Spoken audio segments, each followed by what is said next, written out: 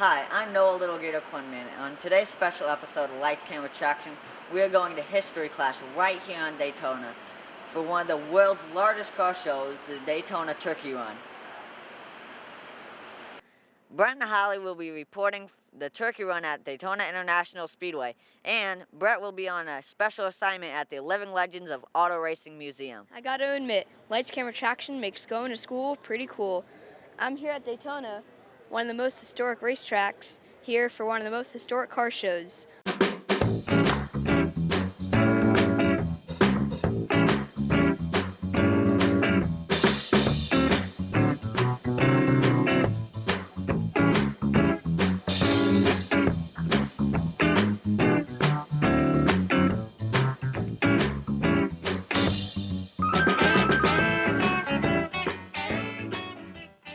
The Daytona Turkey Run began back in 1973. I'm going to be speaking with the chairman, Rick Fenzer, to see what we can learn about the evolution of cars in American culture. I am standing at possibly one of the most historic pieces of real estate in motorsports. Before Daytona International Speedway was built, cars raced up and down the beach onto a paved road. Where the cars transitioned from the beach to the road is where I'm standing right here, known as the North Turn.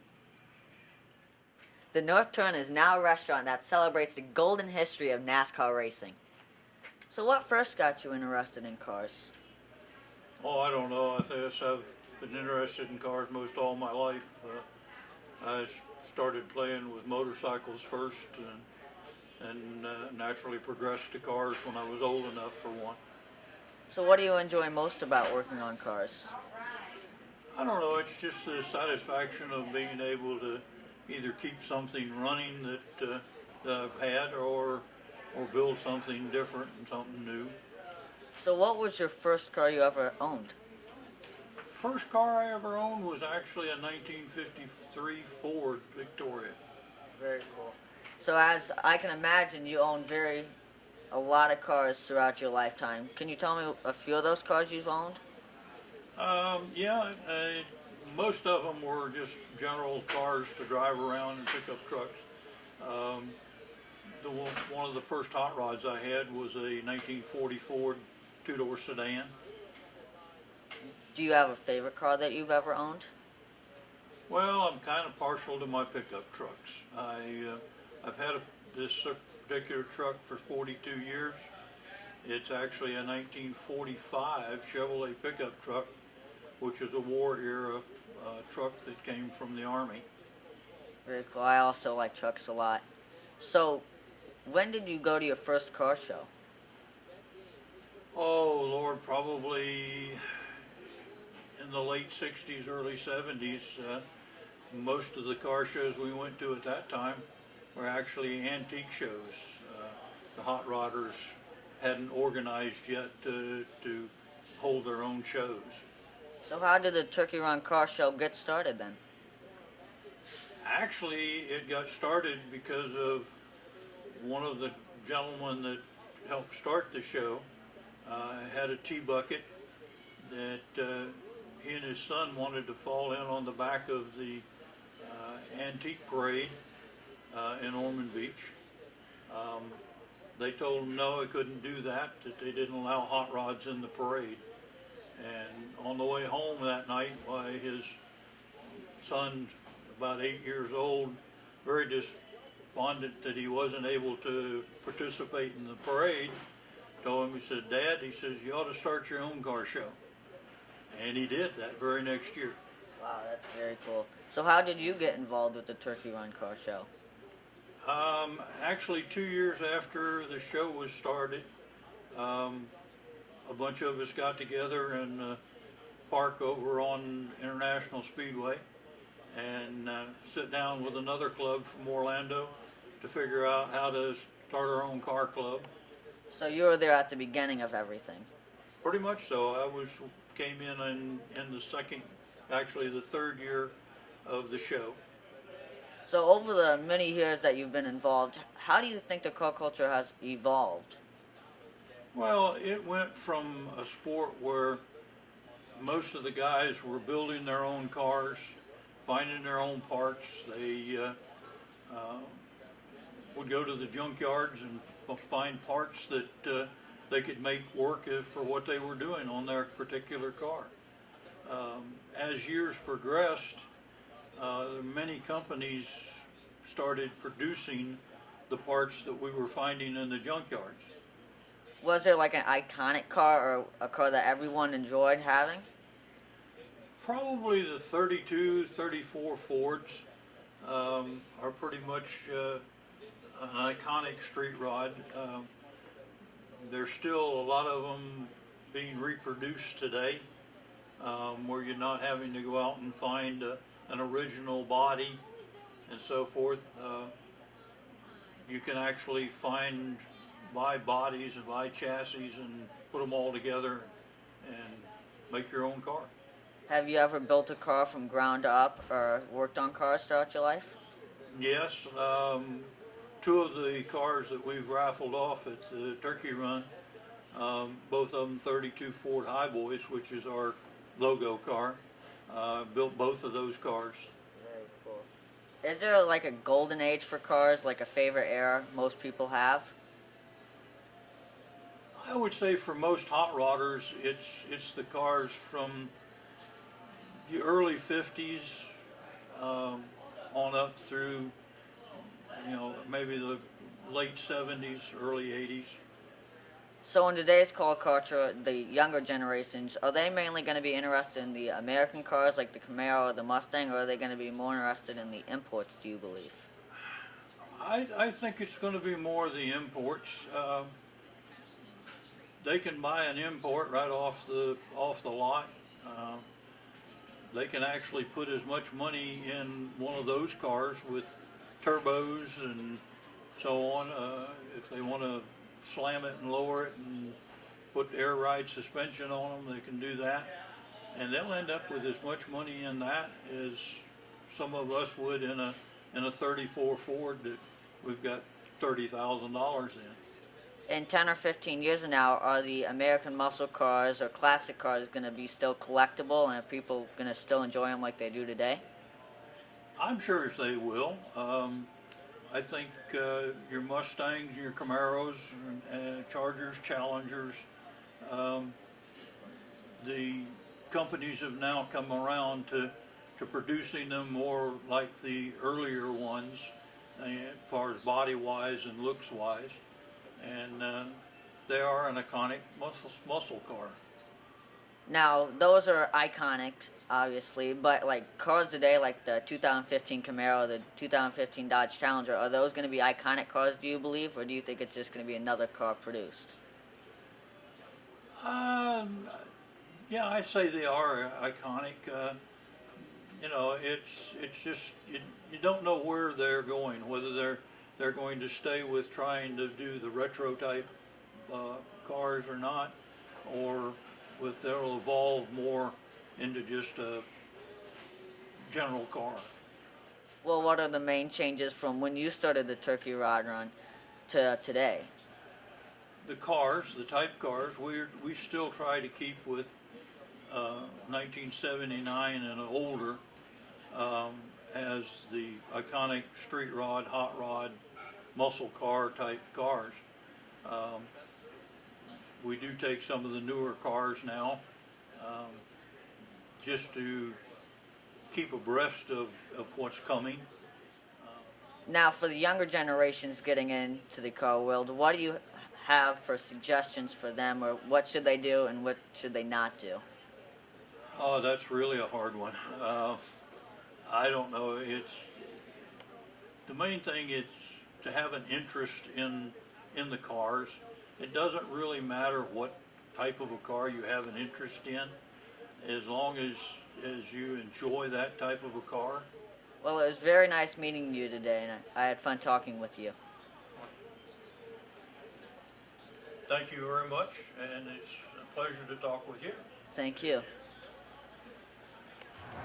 All right, we're here with Jim Fox and his 1964 Pontiac Tempest. Can you tell me a little bit about it? Well, I had a GTO when I was a kid. I had it for 3 weeks and I totaled it, and I said someday I'm going to get another one. So a friend of mine found this in Plant City, a kid put two of them together to make the one. And I did some work on it too. But the way it is what was saved from the junkyard. So I thought that was pretty special. It has a 400 V8 400 transmission now. It was a 6-cylinder. Runs good. Everything works on it. It's a fantastic car. I'm here today with John from Arcadia, Florida. Can you tell me about your car here? Well, it's a 34 Chevy. It's an outlaw body. I purchased it in about '99 and up in Pennsylvania. We decided at that point to move to Florida. The engine is GM's crate motor. It's a ZZ4. It's 355 horse, 400. I think it's 405 foot-pounds of torque. I'm running a 700 R4 transmission. All right, I'm in the process of working on the interior. Right now we have the seats done, and we picked a red and kind of a light, not a white, kind of like a white almond. And I think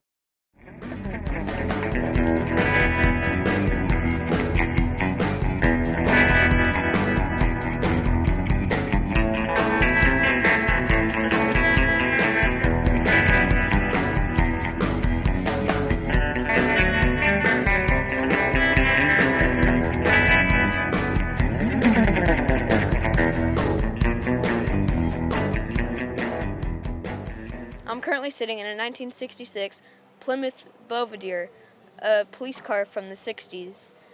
Harvey Bach, the owner of this car, and an all-around nice guy, is a former police officer. Let's go talk to him to find out the evolution of police cars, the safety of it, and how they changed from back then to now. What was it like being in a high-speed chase with this kind of car? Like, did you drive these kind of cars? Right, or? this is the car that I drove back in 1966. Now, we're a city police department, like Miami. We depended more actually on our radios. We would call ahead for other units to help us set up a perimeter if we were chasing a car. And in the city circumstances, we didn't have to do a lot of high-speed driving, 80 miles an hour, maybe 90 miles an hour. And we have a lot of bumps and rises when you hit an intersection, so it was very difficult because you had to be able to bail out of a car in a hurry, and you had to wear your seatbelt. We didn't have shoulder harnesses; we just had regular lap belts. But a lot has changed since 1966 with the equipment, the safety equipment, and the driving tactics and techniques. So you say there was only lap belts, and probably maybe later in the years they had headrests? Yeah, this car is set up just the way we drove them, with the vinyl interior and no headrests, no head restraints, and just the regular lap belts. And I know police cars today, they have like red and blue. And did this ever change color? No, this is strictly a red light. I think it was probably 10 years after that there were so many red lights with the fire department having red lights that the state decided to use blue lights for law enforcement and red lights for fire. Well, thanks, Harvey. Right, good luck to you. Thank you. Thank you. It's time to return some favors and support our sponsors. This episode of Lights Camera Traction was made possible by our partnerships. To learn more about Lights Camera Traction partnerships and how your child can be part of our team, please visit lightscameratraction.org. Speaking of Team LCT, let's watch Brett Suggs and Bray Holmes having some fun with their LCT race cars.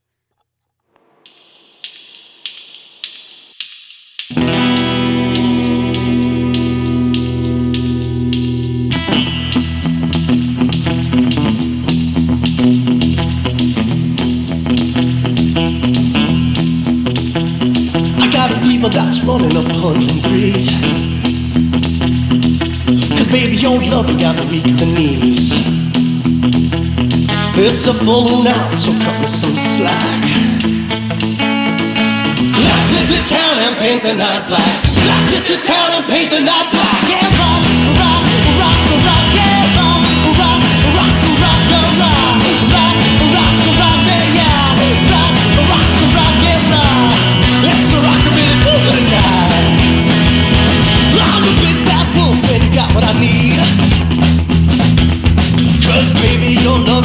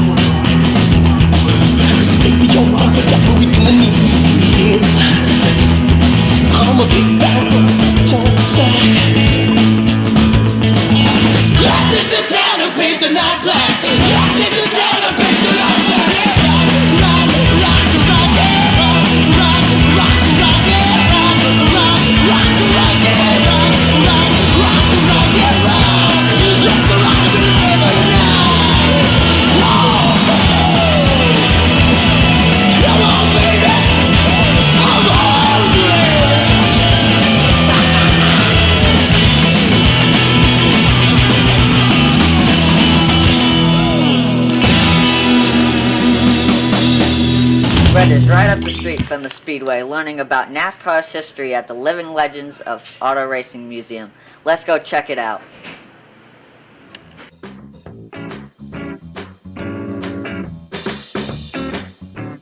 I'm Brett Suggs here with Lights, Camera, Traction, and I'm at the Living Legends of Auto Racing Museum in Daytona. Let's go ahead and see the director of the museum, Mr. Gary Smith.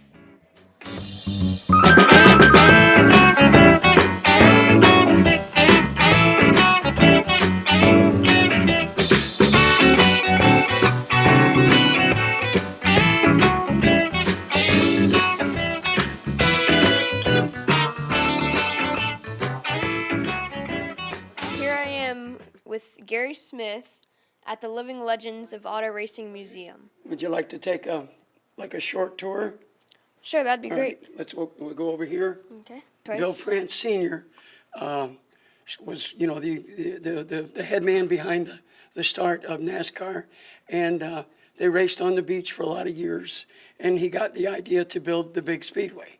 And this is one of his sales promotions. It's a painting of the original speedway. Now, this is before the speedway was even built.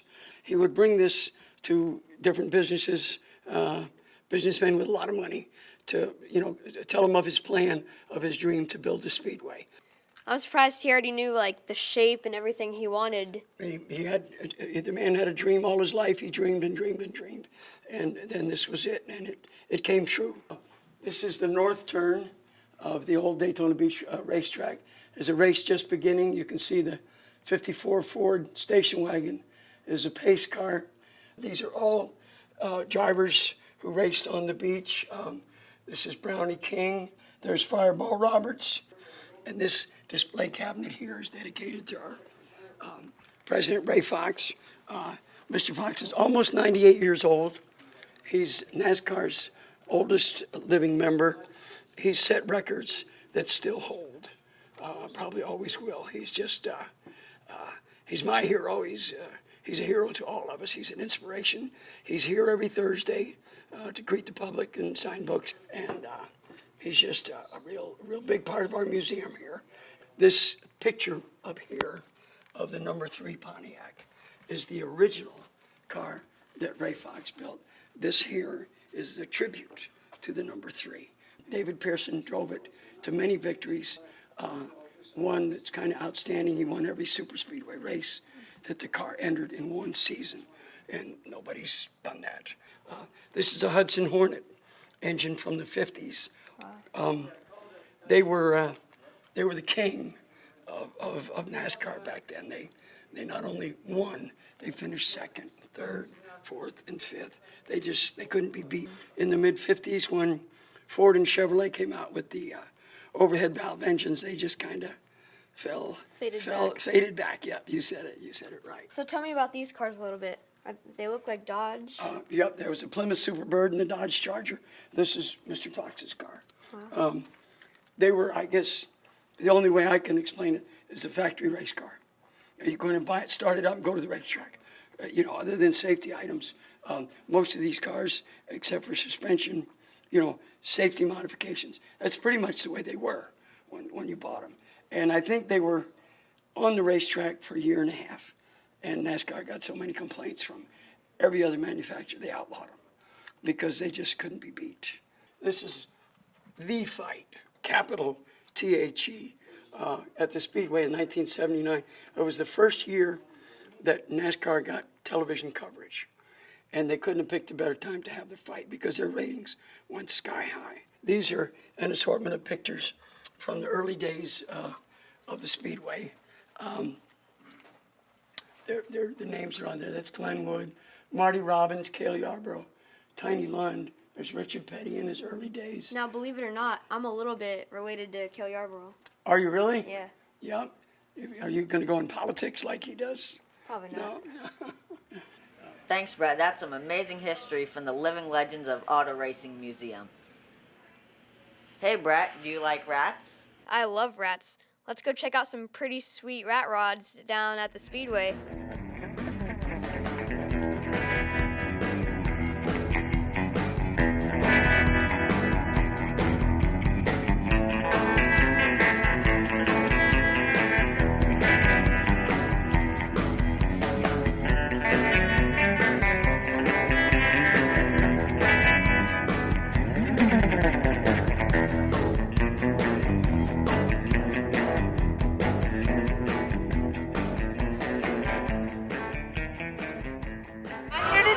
Ashley talking about the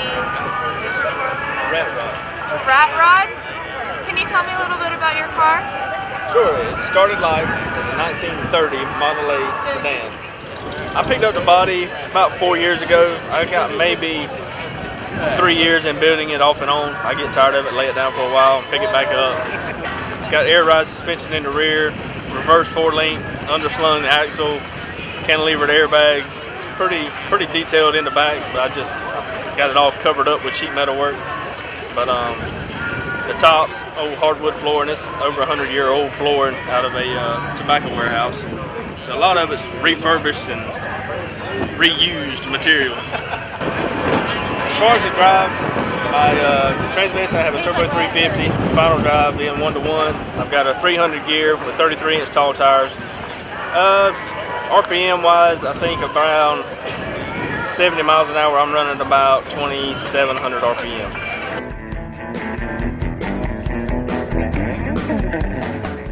Rat rods are really cool, and as Rick was saying, it's an easy way to get involved with building something you can actually drive on the street. And the best part is, it's basically a bunch of salvage and junk. I just got word that my buddy Flounder came across a pretty sweet car. Let's go check it out.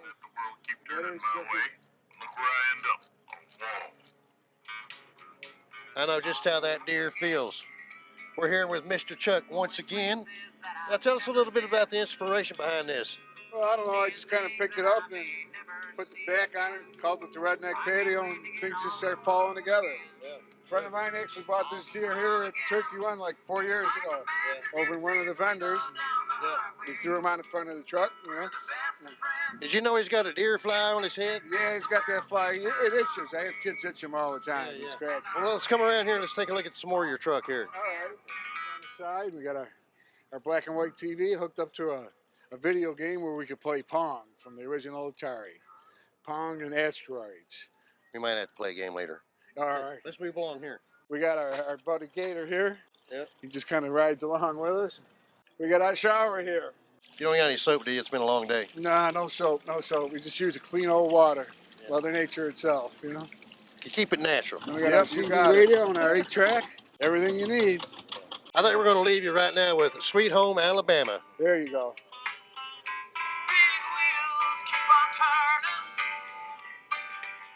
39 Plymouth. Well, it's got a small 413 in it. Automatic transmission, easy on brakes, bad on gas. Air conditioning works great. Solar. We're all green about this vehicle here. All right, what's about the paint job? Yeah, we can start with that. Oh, we change every show.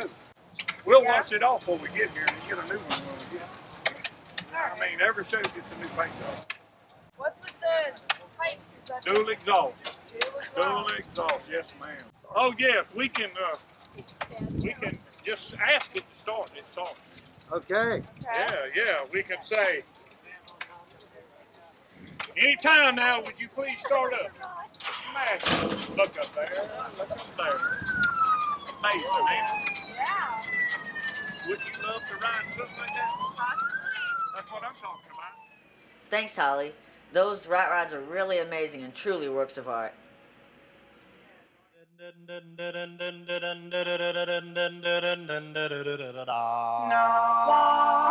Love you like I do.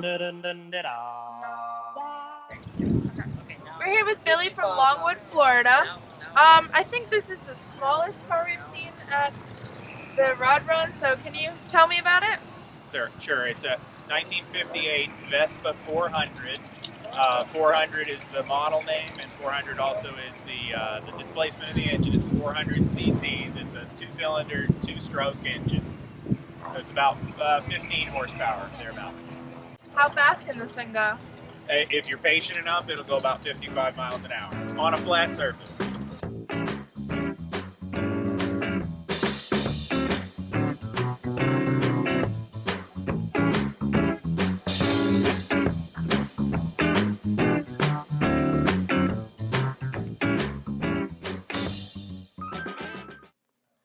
I'd like to thank everyone that helped us here at Lights Camera Traction, especially if you purchased a DVD from us.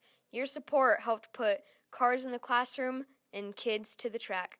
Thank you. We'd like to thank Rick Fender and his staff at the Turkey Run for allowing us to cover his event. We look forward to their show next year.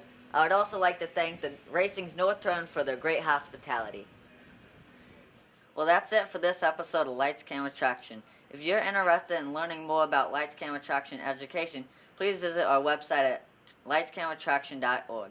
I hope you enjoyed learning with us today. I know I did.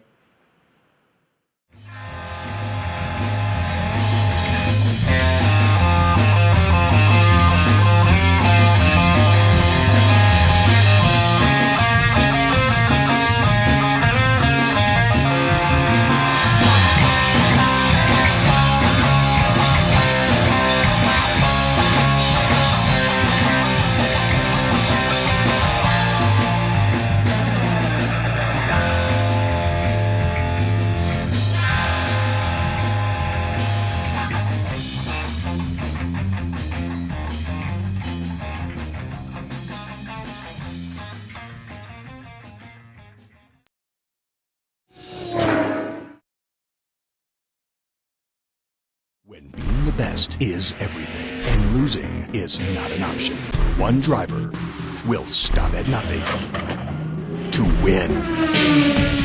Gordon Motorsports presents Lights, Camera, Traction. The only place where you can experience the real thrill of racing and be immortalized as a race car driver in your very own movie. 3 high-speed options. Take 1. Train with a certified instructor and run up to 100 laps in a scaled NASCAR-style stock car. Take 2. Take part in wheel-to-wheel races with house cars and drivers or family and friends. Take 3. Race under the lights during a real live race event. Gift giving for someone who has it all? Lights, camera, traction. Thrill of a lifetime. Exclusive and very limited. Life's a race. Don't let your best times pass you by. Check us out at lightscameratraction.com.